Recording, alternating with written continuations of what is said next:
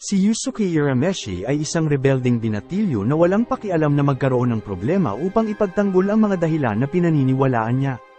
Nang makita nito ang isang grupo ng mga bully na inatake ang isang binata sa kanyang paaralan, nagpasya si Yusuke na kumilos, ngunit ikinagalit ito ng prinsipal at inakalang nagnanakaw ito sa kanyang kaklase. At kahit na pinagalitan ang binata ay sinubukan na ipaliwanag ang kanyang sarili at umalis nang walang anumang uri ng emosyon. At nang dumating ito sa kanyang lugar na paligiran si Yusuke ni Kuwabara na hinahanap siya at balak magiganti sa pambubugbog na ginawa nito nung nakaraang araw.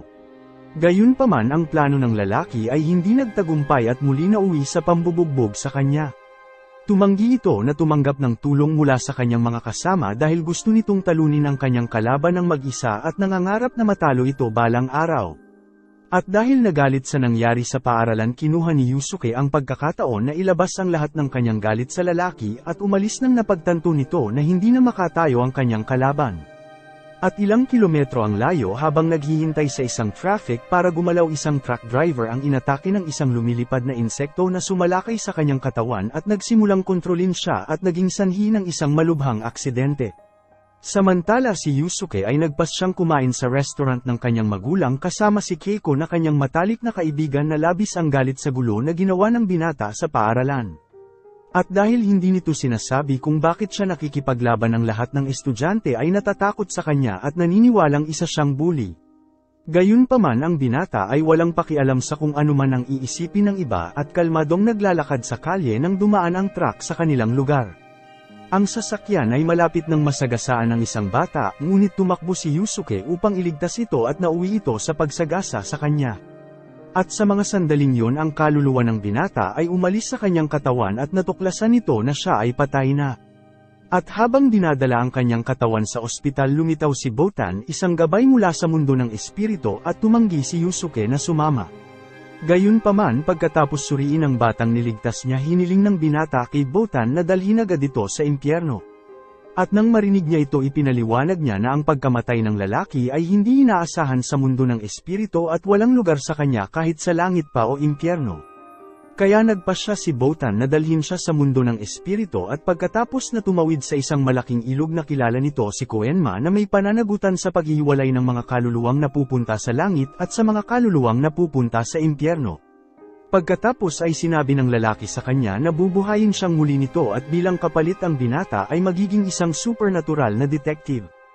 At mula ngayon ang kanyang trabaho ay ang pagresolba ng mga kaso na kinasasangkutan ni yokai sa mundo ng mga tao. At may isang yokai na tinatawag na Hellbug na nakatakas sa mundo ng mga demonyo at nakarating sa mundo ng tao, kaya ang unang misyon ni Yusuke ay alamin kung paano niya nagawa ito at iniulat ang kanyang natuklasan sa mundo ng mga espiritu.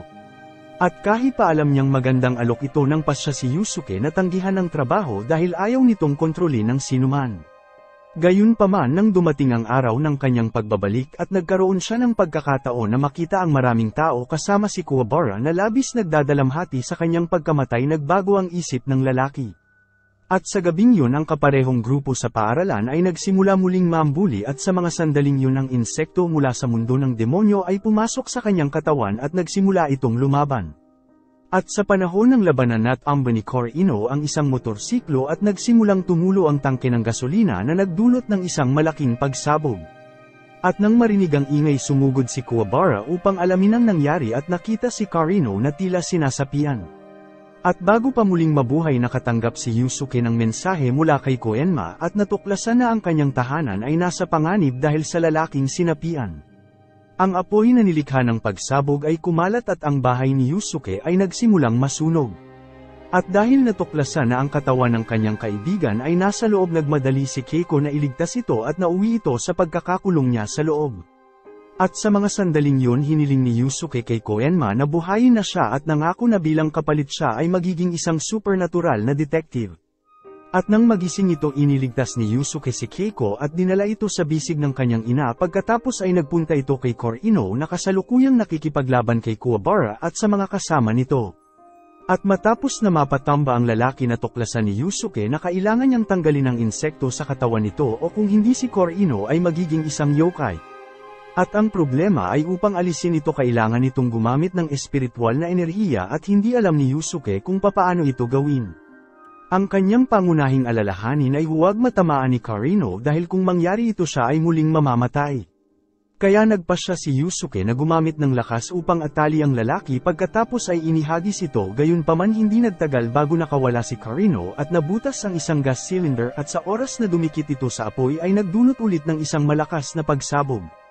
At mabilis na gumamit si Yusuke ng bakal na tubo upang ipagtanggol ang kanyang sarili at naitapon sa malayo. At nang makita si Karino na naglalakad papalapit sa kanya, ginamit ng binata ang isang bisikleta upang pigilan ito at sinubukan na tulungan ang kanyang kaklase na labanan ang demonyo. Nang marinig nito na humihiling ng tulong ang lalaki, nagawa ni Yusuke na gamitin ang ilan sa espiritual na enerhiya upang paalisin ang insekto sa kanyang katawan at dinurog ito sa pamamagitan ng kanyang kamay. At matapos na dalhin si Karino sa ospital, bumalik si Yusuke sa bahay at niyakap ito ng kanyang ina at ni Keiko. At sa kaparehong gabi, isang digmaan sa pagitan ng mga demonyo ay naganap at isang swordsman na si Hiei ay pumasok sa labanan, pagkatapos ay tinulungan siya ni Kurama gamit ang latigo nito upang tapusin ang mga nilalang. At dumating si Goki sa eksena at tinulungan ang kanyang mga kasama na nakawin ang 3 makapangyarihang kayamanan mula sa daigdig ng mga espiritu.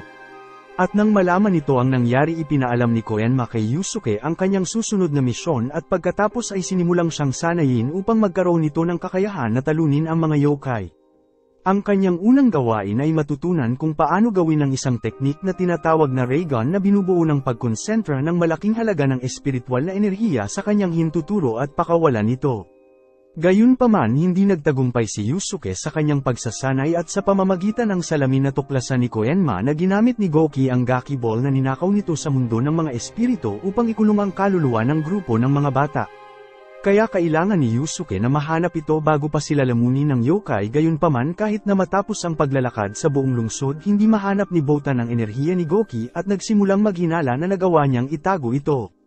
Samantala, tumatakbo si Yusuke malapit sa isang palaruan nang makita niya ang ilang bata na nanghihina at nagsimulang sundan ang lalaking dumaan na may hawak na bola sa kanyang kamay. At nang napagtanto nito na siya ay sinusundan, tumakas si Gokai at dinala si Yusuke sa isang abandonadong tapunan ng sasakyan. At nang makarating sa lugar, ang yokai ay umatake sa kanya at sinubukan na patumbahin ito, ngunit ginamit ni Yusuke ang lahat ng kanyang makakaya upang maiwasan ito at umatake sa nilalang. Ang problema ay walang epekto ang kanyang mga suntok at sipa sa demonyo at madali lang siyang itinapon ni Goki sa dahilan na mas malaki ito sa kanya. At habang nagtatago, sinubukan ni Yusuke na gamitin ang ray gun, ngunit hindi niya ito magawa, kaya nagawa siyang mahuli ni Goki at malapit nang tapusin ang binata nang lumitaw ang batang sinagip ni Yusuke at inutusan ng nilalang na pakawalan ang kanyang kaibigan. At sa mga oras na yun, ang kaluluwa ng bata ay sinipsip ng globo at ang yokai ay naghahandang lamunin ito nang tumalon si Yusuke sa kanya at nagawang gamitin ang unang putok ng ray gun. At matapos na matalo ang kaluluwa ng mga bata ay nagawang makatakas at bumalik sa kani-kanilang katawan. At ilang metro ang layo pinapanood ni Kurama si Yusuke, ngunit nagpas siyang huwag makialam sa laban. At sa sumunod na umaga, habang naglalakad si Yusuke at Botan sa kalsada, nakita sila ni Kuwabara at ang binata ay nagpas siyang sundan sila. At sa panahon ng pag-uusap nila, natuklasan ng detective na ang salamin ng kadiliman na hawak ni Kurama ay may kakayahang tuparin ang anumang hiling kahit na masama, ngunit gagana lamang ito sa kabilugan ng buwan. At pagkatapos ng pag-uusap, nawala si Botan at naintrigue si Kuwabara, at paglipas ng ilang oras habang naglalakad sa kalye, nakasalubong ni Yusuke si Kurama at nagpasya na sundan ito. At sa kanyang gulat, pumasok ang demonyo sa ospital at natuklasan na pumunta ito doon upang bisitahin ang kanyang ina na may matinding sakit. Pagkatapos ay ibinunyag ni Kurama na sa sandaling matupad niya ang kanyang layunin, ibabalik nito ang salamin, at nagulat si Yusuke na hindi lahat ng yokai ay masama. At pinalaki si Kurama ng babae habang nabubuhay ito sa mundo, at bilang pasasalamat, balak ng demonyo na gamitin ang salamin ng kadiliman upang tulungan siyang gumaling. At sa mga sandaling yun, nagtatago si Kuwabara sa likod ng isang halaman at narinig ang buong pag-uusap. At sa kabilugan ng buwan, at inihayag ni Botan na sa pamamagitan ng paggamit ng salamin ng kadiliman, binabayaran ng isang tao ang halaga ng kahilingan kapalit ang buhay ng isa pa. At nang matuklasan nito, hinabol ni Yusuke si Kurama upang pigilan ito at sinundan ni Kuwabara na sinabing alam nito ang tungkol sa pag-iral ng mga yokai. At sa mga sandaling yun, ginawa ni Kurama ang kanyang kahilingan at hiniling ang isang masayang buhay para sa kanyang ina kapalit ng buhay niya. At nang dumating ito sa ospital nagpasya si Yusuke na pumasok sa portal ng enerhiya upang iligtas si Kurama at ibigay ang kalahati ng kanyang buhay upang ang demonyo ay magpatuloy na mabuhay. At ilang segundo ang lumipas pareho silang bumalik sa mundo ng mga tao kasama ang kalahating buhay na mayroon sila. At nang makita nitong malusog ang kanyang ina gumanda ang pakiramdam ni Kurama at dumating si Kuwabara sa pag-iisip na hindi lahat ng yokai ay masama. Samantala ginamit ni Hiei ang ikatlong mata nito upang magnakaw ng isang bato at si Tarukane ay nagalit nang matuklasan nitong ang kanyang pinakamamahal na paninda ay kinuha ng isang yokai. Ang batong ito ay napakabihira dahil maaari lamang silang makuha sa pamamagitan ng mga luha ni Yakina. Kaya inutusan ni Sekio si Tarukane na dalhin ang babae sa kanyang tirahan at nangako na papaiyakin ito. At matapos na bigyan ng misyon na mabawi ang espada ng Kuma plano ni Yusuke na pasukin ang mansyon at ayon kay Koenma binibigyan ng espada ng Kuma ang may hawak nito ng anumang kakayahan na naisin nito kaya kailangan maging maingat ni Yusuke dahil hindi nito alam kung ano ang kapangyarihan meron si Hiei. At nang makaharap nito ang yokai sinubukan ng binata na umatake sa kanya ngunit nagawa ni Hiei na umiwas sa lahat ng kanyang suntok at hindi man lang ginamit ang kanyang espada laban kay Yusuke dahil alam nitong walang laban ang tao sa kanya.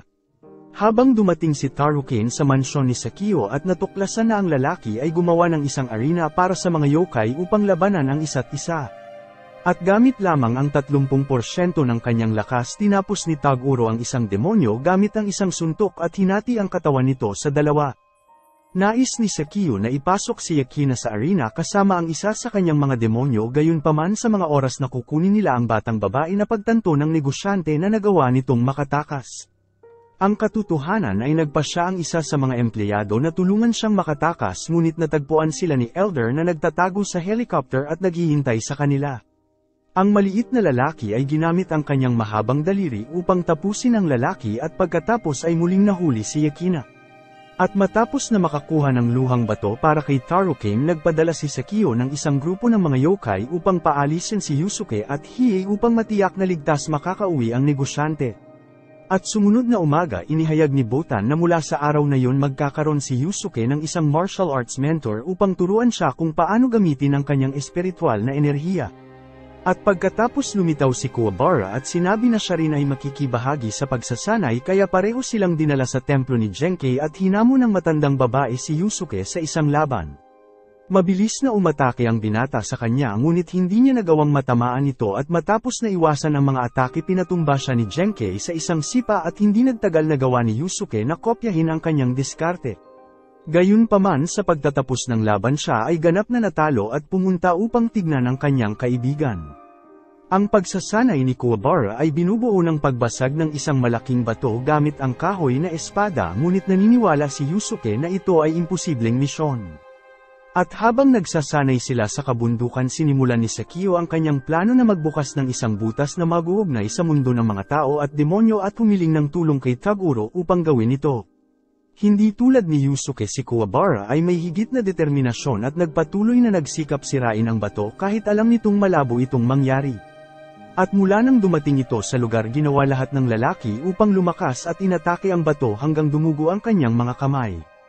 At pagkatapos ng maraming pagsubok nasira nito ang maraming espada at kinuha ang huling natitirang kahoy na espada at paghampas sa bato na gawa ni Kuwabara na mahati ito gamit ang lightsaber na nilikha niya sa kanyang espiritual na enerhiya. At nang makita ang kanyang kaibigan na lumakas sa kanyang pagsasanay tumanggi si Yusuke na maiwanan at nagpasya na italaga ang kanyang sarili sa buong pagsasanay. At nang makita siya ni Genkei nagulat ito nang napagtanto niyang natutong kontrolin ni Yusuke ang kanyang enerhiya at sinabing maaari na itong magpatuloy sa susunod na pagsasanay.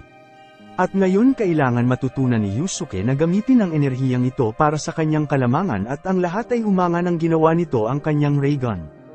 At ang ray ng enerhiya ay tumawid sa langit at nakuha ang atensyon ni Taguro at naramdaman ni Genkei ang presensya ng papalapit na kalaban. Mabilis nitong kinausap si Yusuke at binigay sa kanya ang spirit ball na kung saan ang sikreto ng Lycoden. At nangako ang binata na gagamitin nito ang kapangyarihan para protektahan ang kanyang mga kaibigan. Pagkatapos ay hiniling nito kay Yusuke na bumaba sa bundok at sinabi sa kanila na tapos na ang kanilang pagsasanay. At sa gabing yun nakatanggap si Genkei ng isang pagbisita at kailangan labanan ang lalaking nakilala nito 50 taon ang nakalipas. Samantala naghahapunan si Yusuke at matapos na kainin ang kanyang noodles nagpaalam ito kay Keiko at napagtanto na kinuha ni Hiei ang kanyang kaibigan. At dahil sa galit sinundan ng binata si Hiei at nagsimula ng isang laban sa kanya, gayunpaman ang totoo ay hindi siya ang kumuha sa babae ngunit si Elder na nagbalat kayo upang gumawa ng gulo sa pagitan ni Yusuke at Hiei. At sa pagkakataon na ito nang lumaban siya kay Hiei hindi dihado si Yusuke at nagawa niya itong labanan sa magkaparehong lakas. Tumigil lamang ang laban nang lumitaw si Kurama at sinabing mayroong hindi pagkakaunawaan at ibinunyag ng yokai na ang lalaking kumuha kay Keiko ay ang kumuha kay Yakina na kapatid ni Hiei at ang dalawa ay kailangan magtulungan upang iligtas sila. At dahil may utang ito kay Yusuke nagpasya si Kurama na samahan sila at nagpakita si Kuwabara upang tulungan ang kanyang kaibigan na iligtas si Keiko.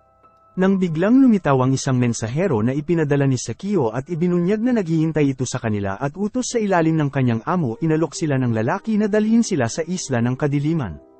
At sa panahon ng paglalakbay tiniyak ng lalaki na si Keiko at Yakina ay papalayain sa sandaling matalo ng 4 ang mga yokai na nagtratrabaho kay Sakio. At sa mga puntong ito hindi pa rin alam Yusuke at Kuwabara ang tungkol sa pagkamatay ni Master Genkei at sinabi ni Koenma sa kanila na dapat lamang nila malaman ito matapos na makumpleto ang misyon. At pagdating sa isla nagpasya si Hiei na magpatuloy ng mag-isa at iniwan ang kanyang mga kasama. At nang makapasok sa loob sila ay sinalubong ni Keriso at hiniling ni Kurama sa kanyang mga kaibigan na magpatuloy habang haharapin nito ang demonyo. At sa paghahanap sa kanyang kapatid nakatagpo din ni Hiei ang isang kalaban at kailangan harapin ang yokai na sinusubukan siyang tamaan ng higanteng palakol.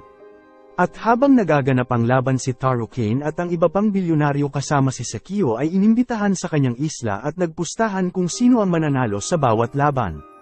At sa mga sandaling yun sinubukan ni Kurama na iwasan ng bowl ang apoy na inihagis ng kanyang kalaban at inatake ito gamit ang kanyang latigo ngunit ang gusto talaga ni Keriso ay ilabas nito ang kanyang demonyong anyo. At pagkatapos halos pasabugin ng ilang bomba na inihagis ng kanyang kalaban nagpasya si Kurama na mag-transform at ang kanyang bilis ay mabilis na tumaas. Ang yokai sa totoo nitong anyo ay nagawang gumawa ng carnivorous na halaman na sumibol mula sa lupa at inihayag na inaatake nito ang anumang bagay na gumagalaw. Gayunpaman nang magawa ni Kurama na mahuli si Keriso ang kanyang enerhiya ay naubos at bumalik ito sa kanyang anyong tao. At sa isang piitan pinagpatuloy ni Hiei ang kanyang laban kay Bui at nagawang matamaan ito ng kanyang espada ngunit ang kalasag ng demonyo ay pinigilan ng kanyang sandata na masugatan ito. Gayunpaman upang matalo si Hiei kailangan alisin ng yokai ang kanyang baluti upang makagalaw ito ng malaya at pabilisin ang kanyang galaw. At sa paraan na ito nagawa nitong tanggalin ang espada ni Hiei at umatake at matapos na halos matalo sa laban nagpasya ang lalaki na gamitin ang kanyang teknik upang talunin ang kalaban at inalis ang benda sa kanyang braso.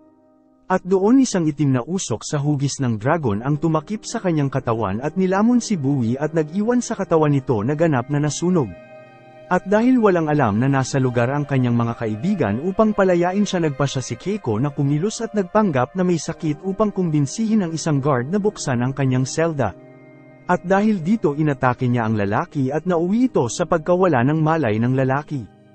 At matapos na palayain ang sarili binuksan ni Keiko ang selda ni Yakina at nagtulungan sila para makatakas sa lugar. Samantala si Yusuke at Kuwabara ay nagpatuloy sa pagtakbo sa paligid upang hanapin si Keiko at nagpasyang maghiwalay upang masakop ang mas malaking lugar. At lumipas ang ilang minuto nakita ni Kuwabara si Keiko at lubos na umibig kay Yakina kaya sinabi nitong nagpunta ito sa lugar upang iligtas ito. At sa mga puntong ito nagpatuloy si Keriso sa pag-atake kay Kurama gamit ang mga pampasabog nito ngunit mayroon pa rin itong tinatagong sandata. At sa panahon ng labanan lumitaw ang isang rosas sa kamay ni Keriso at ngayon ay nasa kanya na ang binhi ng kamatayan at sa mga oras na ito ang mga ugat ay lumago ng husto at nagsimulang punitin ang katawan ng demonyo at winasak ang puso nito. At pagkatapos ng pagkamatay ni Keriso at Bui sinabi ni Sakio na ang pangunahing atraksyon ay magsisimula sa lalong madaling panahon. At habang naglalakad sa piitan si Kuwabara at ang mga babae ay sinusubukan na hanapin ang daan palabas ngunit nauwi ito sa pagpapakawala ng isang demonyong hayop na nagsimulang habulin sila. At habang sinusubukan humanap ng paraan para makatakas ang tatlo ay dapat gambalahin ang nilalang at si Kuwabara ay nakipaglaban sa halimaw habang inactivate ni Keiko ang security lock dahilan upang mag-lock ang lahat ng pinto. At nang makita na magsasara ang pinto, tumakbo si Kuwabara at nagawang makatawid sa tamang oras at iniwan ng demonyo na nakulong ng mag-isa sa kabilang banda. At sa oras na maisip nitong ligtas na sila, lumitaw si Elder sa harapan niya at inatake ng isang bakal, gayunpaman ang kanyang katawan ay maaaring bumalik sa dati sa kahit anong pag-atake. At matapos na tumakbo sa buong mansyon, dumating si Yusuke sa arena at sinabi sa kanya ni Sekio na ang kanyang kaibigan na si Keiko ay makakalaya lamang kung matatalo nito si Taguro. At bago magsimula ang laban, isang empleyado ang pumasok sa silid at ipinaalam sa kanyang amo na ang butas na mag-uugnay sa dalawang mundo ay bukas na. At ngayon nakaharap na nito ang kanyang kalaban. Sinabi ni Taguro na hindi ito magpipigil at brutal na inatake si Yusuke. At matapos na makatanggap ng ilang atake na gawa ng binata na makaiwas sa isang malakas na suntok na may kakayahang wasakin ang arena. At bilang resulta, ang isa sa mga poste ay natamba at tumama sa cabin kung nasaan ang mga bilyonaryo. At dahil dito si Taruken at ang iba pa ay nagpasyang umalis, ngunit nagpatuloy pa rin ang laban. At bago tumakas sa isla, tumakbo si Taruken sa piitan sa paghahanap kay Yakina, ngunit nakasalubong nito ang isang yokai na mabilis siyang nilamon. At nang makita na nasa panganib ang kanyang kaibigan, nagpasya si Keiko na maghagis ng isang bagay upang makuha ang atensyon ni Elder at nauwi sa pagiging target nito. Gayunpaman, sa oras na aatake ang lalaki sa babae, nagawa ni Kuwabara gamitin ang kanyang lightsaber at pinutol ang katawan ng yokai sa piraso. Gayunpaman, muling nabuo ang katawan ng nilalang at tinusok ang balikat ni Kuwabara. At dahil napansin ang malaking bilang ng mga demonyo na lumalabas sa portal, gumawa si Koenma ng isang energy shield sa paligid ng Isla ng Kadiliman upang pigilan sila sa pagkalat, ngunit kung mas magiging malaki ang butas, hindi rin magtatagal ang shield. Kaya pumunta ito upang bisitahin si Sekio at sinusubukang intindihin ng lalaki sa mga plano nito at ipinaliwanag ng lalaki na gusto nitong ibalik ang planeta sa kung ano ito bago paghiwalayin ni Koenma ang dalawang mundo. At sa arena, malapit nang tamaan si Yusuke ng isang metal na bagay nang lumitaw si Hiei at ginamit ang kanyang espada upang hatiin ito. Dumating din si Kurama at sinamahan sila sa laban. At nang makita ang tatlo, inimungkahi ni Sekio ang isang pustahan at sinabing kung mananalo ang kupunan ni Yusuke, isasara nito ang butas. At sa kabilang banda, kung manalo si Taguro, kailangan tanggalin ni Koenma ang harang na ginawa niya upang paghiwalayin ang dalawang mundo. Gayunpaman, walang garantiya si Koenma na gagawin ulit ni Sekio, kaya nagpasya ang lalaki na ipusta ang buhay nito. Ang tatlong mandirigma ay nagsama-sama upang talunin ang kanilang kalaban, ngunit nagawa ni Taguro na madaig sila at malapit nang tapusin si Yusuke nang pinigilan nito ni Kurama at Hiei. At sa mga sandaling yon, nagawa ng lalaki palayain ang kanyang sarili at gumamit ng isang enerhiya para itulak ang kanyang kalaban patungo sa isang matalim na bagay. At matapos na matusok ang dibdib nito, si Taguro ay inatake ng isang ray gun na ang lakas ay may kakayahang wasaking ang pader. Gayunpaman, kahit ang pinakamalakas na atake ni Yusuke ay hindi nagawang talunin siya at bumalik si Taguro sa arena na magaling na ang sugat nito. At nang dumating ito sa arena kasama si Kuwabara at Yakina, nakita ni Keiko ang kanyang matalik na kaibigan sa lupa at tumakbo upang tulungan ito. Gayunpaman, pinigilan siya ni Elder at nagsimulang tumawa sa mga natalo at sinabing namatay si Genkei nang walang kabuluhan habang sinusubukang protektahan sila. Sinabi ng maliit na lalaki na nakilala ni Taguro ang matandang babae noong bata pa sila at ang dalawa ay nagsanay ng martial arts ng magkasama. Gayunpaman, lumipas ang panahon at si Genkei ay tumanda, ngunit si Taguro ay naging isang yokai at nagawang panatilihin ang kanyang kabataan. At lumipas ang ilang dekada, muling nagharap ang dalawa sa isang huling laban at si Genkei ay natalo ni Taguro na tinapos siya ng walang pagsisisi. At matapos na sabihin ang kwento, dumana si Elder nang hindi inaasahang pag-atake mula sa kanyang kapatid na pinatumba siya sa isang suntok. At nang matuklasan na ang kanyang master ay pinatay, na galit si Kuwabara at inatake si Taguro gamit ang kanyang espada, ngunit madali lang pinigilan ng higanti ang atake at pinatumba ito. At sa mga oras na tatapusin ang kanyang kaibigan, tumayo si Yusuke at ginamit ang kapangyarihan ng Spirit Ball na natanggap nito mula kay Genkei upang umatake sa kalaban. At dahil sa galit, sinuntok nito si Taguro ng paulit-ulit at ibinaon ng lalaki sa lupa.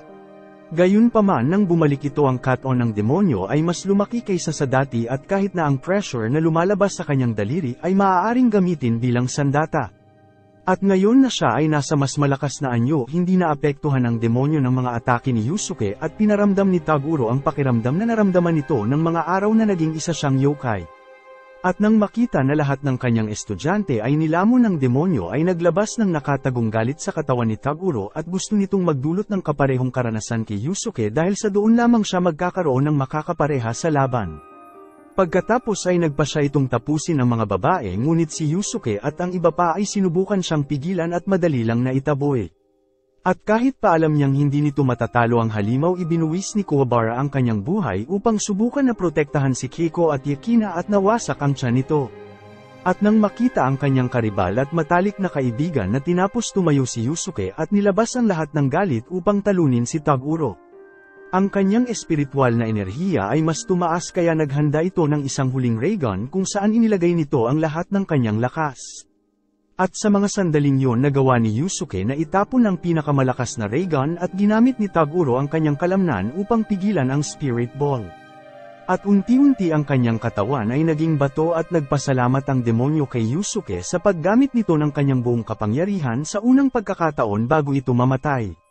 At matapos na manalo sa laban nalaman ni Yusuke na si Kuwabara ay buhay pa at nagawa siyang pagalingin ni Yakina gamit ang kanyang kapangyarihan. At ngayon naligtas na ang kanyang kapatid ibinigay ni Hiei ang espada ng Kuma kay Kurama at dapat tuparin ni Sakio ang kanyang pangako sa pamamagitan ng pagkuha sa lahat ng demonyo na pinakawalan niya pabalik sa kabilang mundo. Pagkatapos ay binayaran nito ang huling parte ng kanyang pusta at ginamit ang isang revolver upang tapusin ang sariling buhay. At nang paalis na sila sa isla ibinunyag ni Yakina na hinahanap nito ang kanyang nawawalang kapatid at labis na masaya nang matuklasan nitong si Hiei ang hinahanap niya sa matagal na panahon. At pagkatapos ng pagkamatay ni Taguro nagkita sila ni Genkei sa mundo ng mga espiritu at sinubukan siyang pigilan ng babae na pumunta sa impyerno. Gayunpaman ang pagkakasala na bitbit ni Taguro ay hindi nito nagawang pigilan ang pagkamatay ng kanyang mga estudyante at nagnanais itong parusahan ang kanyang sarili. At sa huli tinupad ni Yusuke ang kanyang pangako sa kanyang master at nagawang protektahan ang kanyang mga kaibigan. Salamat sa panunood. Kung nagustuhan mo ito huwag kakalimutan mag-like at subscribe para sa mga susunod pa nating movie recap.